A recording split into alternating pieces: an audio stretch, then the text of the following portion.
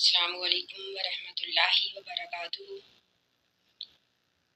نحمدہ ونصلی علی رسولہ الکریم، اما بعد فاعوذ باللہ من الشیطان الرجیم، بسم اللہ الرحمن الرحیم۔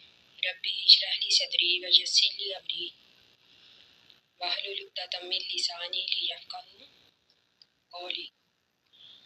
ربی یسر ولا تعسر وتمم بالخیر وبک نستعین، آمین یا رب العالمین۔ آج ہم انشاءاللہ پڑھیں گے سورۃ توبہ کا 9واں رکوع شروع کریں گے اور آیت نمبر 73 اور 74 کی تفسیر پڑھیں گے۔ اللہ تعالیٰ فرماتے ہیں یا ایھا النبی، اے نبی، جاہد الکفار، جاہدی جہاد کیجئے الکفار کافروں سے، والمنافقین اور منافقوں سے، واغلظ علیہم، واغلظ اور سختی کیجئے علیہم ان کافروں اور منافقوں پر، ومأواہم اور ٹھکانہ ان کا جہنم ہے، وبئس المصیر، وبئس اور بری ہے المصیر لوٹ کر جانے والی جگہ۔ اب اس آیت میں اللہ تعالیٰ نے نبی اکرم صلی اللہ علیہ وآلہ وسلم کو کافروں اور منافقوں سے جہاد اور ان پر سختی کرنے کا حکم دیا ہے۔ اب نبی اکرم صلی اللہ علیہ وآلہ وسلم کے بعد مخاطب آپ کی امت ہے۔ اللہ تعالیٰ نے حکم دیا کہ کافروں سے اور منافقوں سے جہاد کرو، ان پر سختی کرو۔ اب منافقوں سے جہاد کرنے کے بارے میں اختلاف ہے۔ بعض علماء کی تو یہ رائے ہے کہ اگر منافقوں کی چالیں، منافقوں کا مکر و فریب بے نقاب ہو جائے تو پھر ان منافقوں سے اسی طرح جہاد کرو جس طرح کے کافروں سے کرنا چاہیے۔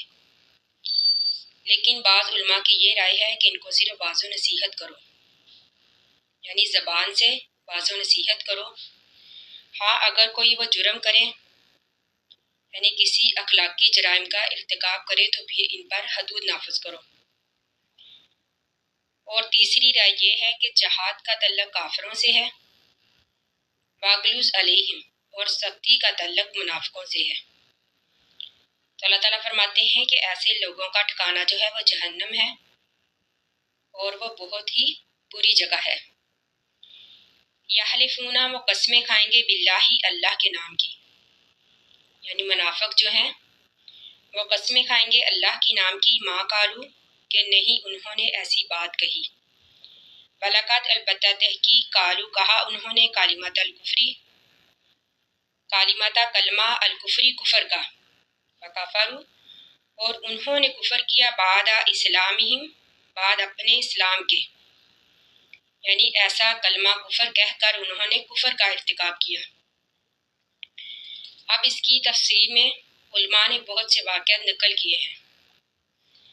اب ان میں سے ایک واقعہ یہ بھی ہے کہ منافقین نے نبی اکرم صلی اللہ علیہ وآلہ وسلم کی شان میں گستاخی کی۔ جب مسلمانوں نے اس بات کی اطلاع آپ نبی اکرم صلی اللہ علیہ وآلہ وسلم کو دی تو انہوں نے صاف انکار کر دیا۔ تو اس پر اللہ تعالیٰ نے یہ آیت نازل کی کہ یحلفون باللہ ما قالوا ولقد قالوا کلمۃ الکفر، کہ وہ قسمیں کھائیں گے کہ انہوں نے ایسا نہیں کہا، لیکن اللہ تعالیٰ فرماتے ہیں کہ حقیقت میں انہوں نے ایسا ہی کیا۔ یعنی نبی اکرم صلی اللہ علیہ وآلہ وسلم کے خلاف اگر کوئی بات کرے گا تو حقیقت میں اس نے کفر کا ارتکاب کیا، یعنی ایسا شخص کافر کہلائے گا۔ تو اللہ تعالیٰ فرماتے ہیں وَہَمُّوا، اور انہوں نے ارادہ کیا، بما، اس کام کا، لم ینالو، جس کو نہ وہ کر سکے، لم ینالو یعنی جس تک وہ نہ پہنچ سکے۔ اب اس کی تفسیر میں یہ ہے کہ غزوہ تبوک سے واپسی پر منافقین نے آپ کے خلاف چال چلی، یعنی آپ نبی اکرم صلی اللہ علیہ وآلہ وسلم کے خلاف۔ ایک گاٹی میں 10-12 منافقین آپ کے پیچھے لگ گئے کہ آپ صلی اللہ علیہ وآلہ وسلم سے لشکر سے پیچھے رہ گئے تھے۔ انہوں نے آپ کو قتل کرنے کا ارادہ کیا، لیکن اللہ تعالیٰ نے وحی کے ذریعے آپ کو اطلاع دی اور آپ بچ گئے۔ یعنی اللہ تعالیٰ فرماتے ہیں وَهَمُّوا بِمَا لَمْ يَنَالُوا، کہ انہوں نے ایسا کام کرنے کا ارادہ کیا جس کو نہ وہ کر سکے۔ وَمَا نَقَمُوا، نہیں انہوں نے انتقام لیا، الا مگر ان اغناہم اللہ، کہ غنی کر دیا ان کو اللہ تعالیٰ نے، اغناہم کہ ان منافقین کو، ورسولہ اور اس کے رسول نے، من فضلہ اپنے فضل سے، من فضلہ ہی میں ہی کی ضمیر اللہ کی طرف جاتی ہے، یعنی اللہ نے اپنے فضل سے ان کو غنی کر دیا۔